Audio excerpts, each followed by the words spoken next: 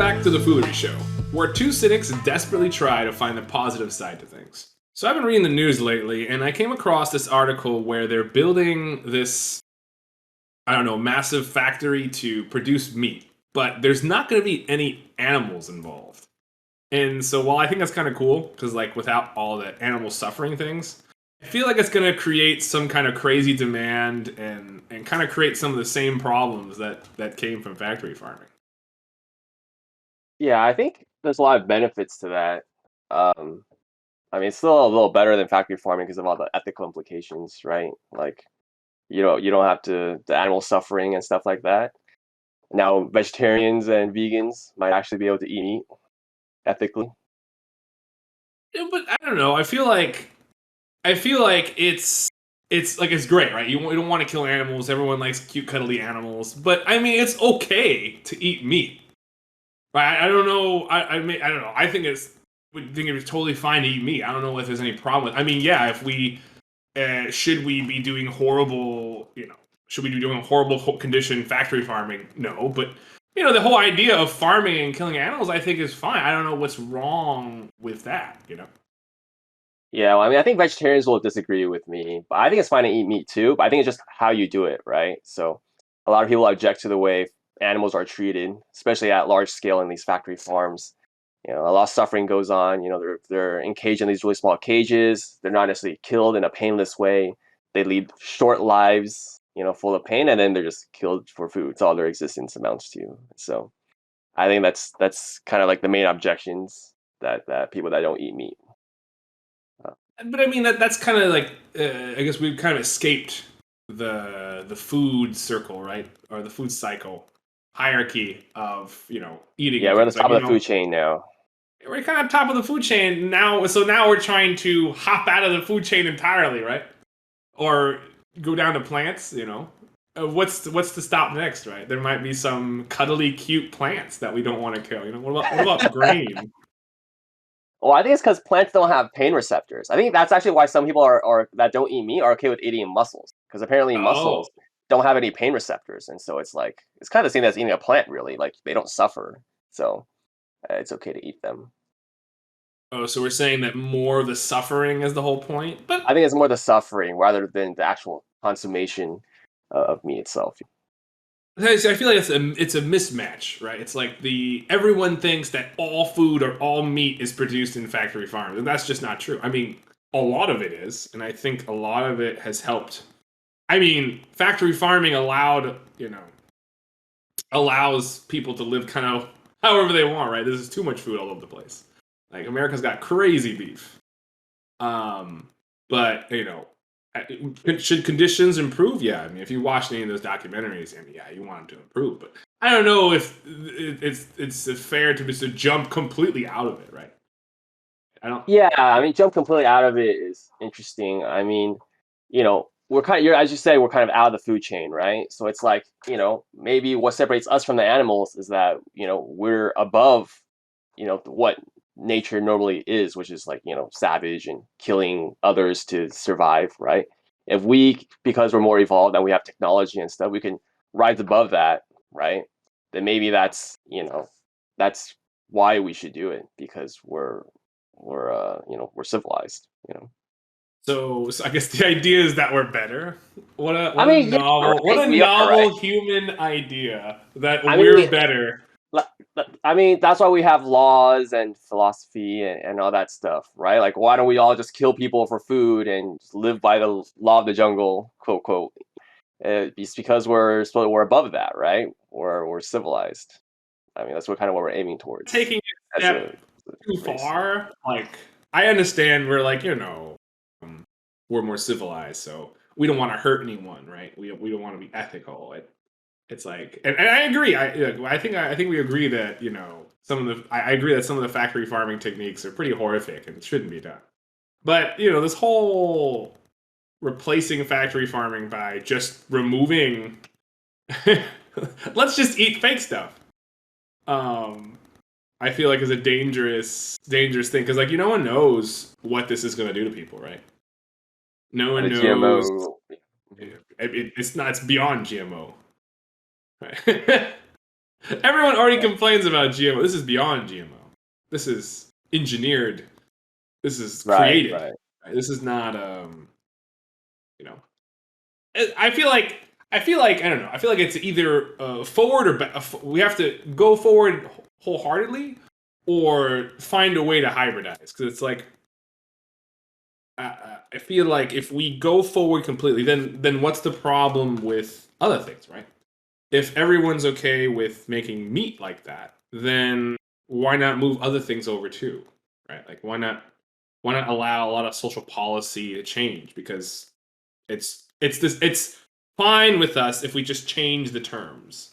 Does that make sense or I mean, what kind of social policies do you think would change as a result of us adopting this?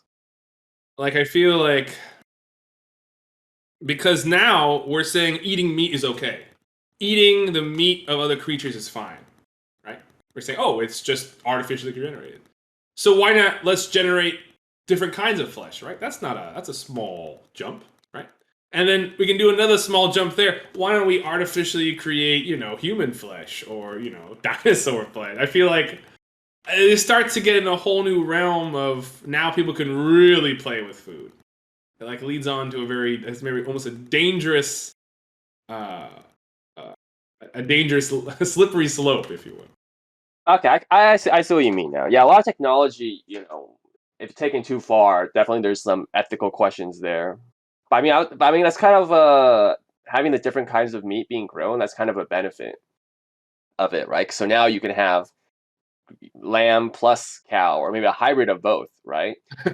Finally know what humans taste like. Okay, I'm just joking about Oh, that. But like, but now you can like, or let's say there was an endangered animal, right? And we don't want to kill the endangered animal because we want to preserve them, but we want to know what they taste like, just because maybe they taste good or something. Now we can grow their meat, in a petri dish and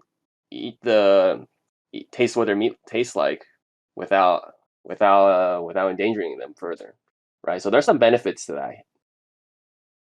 I think hmm. there's a comic book called Transmopolitan where they actually talked about like growing meat and stuff, and like I think in there they actually like grew like a whole like mismatch of different meats together and stuff as a dish that you could order. But yeah.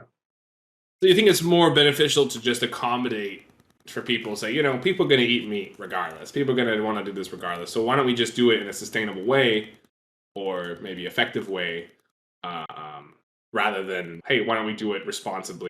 Yeah, yeah. Called it fake earlier. Like if someone gave you a piece of meat and almost identical, like molecule for molecule to like the real thing, and you couldn't differentiate it, right? When you eat it, what makes it fake and what makes it real, right? Well, I guess that brings up the idea of what is real. What does that even mean? Like Yeah. So what uh, is real meat? yeah, right. That's a good question. Sometimes it's not entirely clear where we draw the line between real and fake. If it's molecularly identical, I have a hard time differentiating those two, right? Especially with all the purposeful mutation they do, like they find, plants that have GMOs that are resistant to pesticides, right?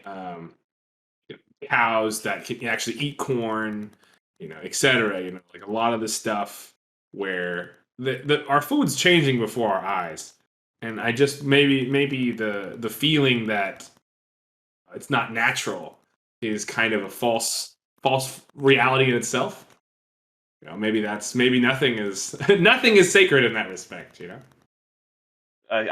Like the sanctity of meat is what. Yeah, I don't Yeah, know. I Sometimes suppose. it's unclear to where to draw the line, or like say what's okay and what's not okay. Because I feel like the factory. That's the thing. It's like farming in itself. First of all, a lot of people are disconnected from farming entirely, so no one really knows how it works in the first place. So it's all kind of mystery meat, anyways. Right? Realistically, you don't know. They say it's beef, and you may be a taste person, and you may know it's beef, but you don't know. Right, you haven't seen it, right? You Go through haven't the whole seen it. You process. didn't. You didn't kill the animal. You don't know. Right, right. So maybe this artificial meat could be a good thing because no one knows. But you know. But what about the kind of signs from maybe science fiction writers that, like our good old Soylent people, Soylent Green people that have said maybe this is a troubling future? I mean, Really? Do the Soylent people think this is a bad thing? well, the current Soylent people don't, but I guess the book just represents the whole transferring from, uh, other sources. Basically, we transfer over to an exhaustive resource. We don't think it's exhaustive, but it becomes exhaustive, And the exhaustive right? resource in this case is Well, I the guess meat. that's a fair question. Maybe it's not. Maybe it's a false dichotomy there, right? Maybe I'm not. Maybe that's not accurate. Hmm. So maybe there is something good come of this. Yeah, I think in the future, as like the world population grows and we have less and less land on Earth, I think we probably kind of will need to resort to methods like this in order to keep feeding people meat.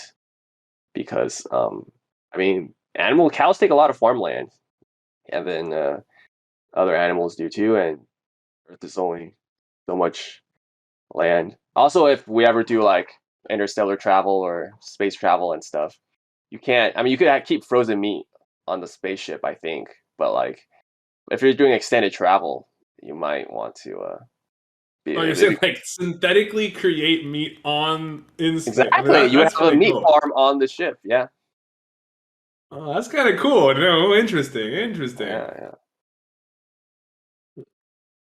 Is this the next big leap? It might be. It might be. Well, I guess maybe this is a good thing then. Maybe this could be, I should say. Maybe this could be It a definitely good could thing. be a good thing. It definitely can be taken too far. Like if people start like growing human meat or some weird things, they start like I don't know, doing like you said, watching our food grow before our eyes. What if like you saw like the meat grow from a petri dish in front of you, and then I don't know, people would do all sorts of weird stuff. I mean, doesn't that seem unnatural to you? It is very unnatural. Yeah, it definitely seems very whether it unnatural. is natural or is not unnatural, right, is a subject of different opinion. But it definitely feels unnatural. It definitely feels unnatural, yeah. But like, we're not literally going to see it grow from a petri dish in the normal case. So if we just receive it in like a supermarket in a package, right? I mean, it probably won't be as natural or unnatural as things already are. I mean, some people might argue that the way we consume food right now is very unnatural. And the natural way is to go out into the forest and hunt your own food, right? Pay respects to the animal and and butcher it yourself. Maybe that's to some people that might be the more natural way of consuming food than going to a supermarket and buying a cut up piece of meat in a plastic package, right? Hmm. So maybe we've already crossed over. Some might say that, yeah. Hmm. Interesting. It's just where the line is, I suppose. But isn't that always how it is?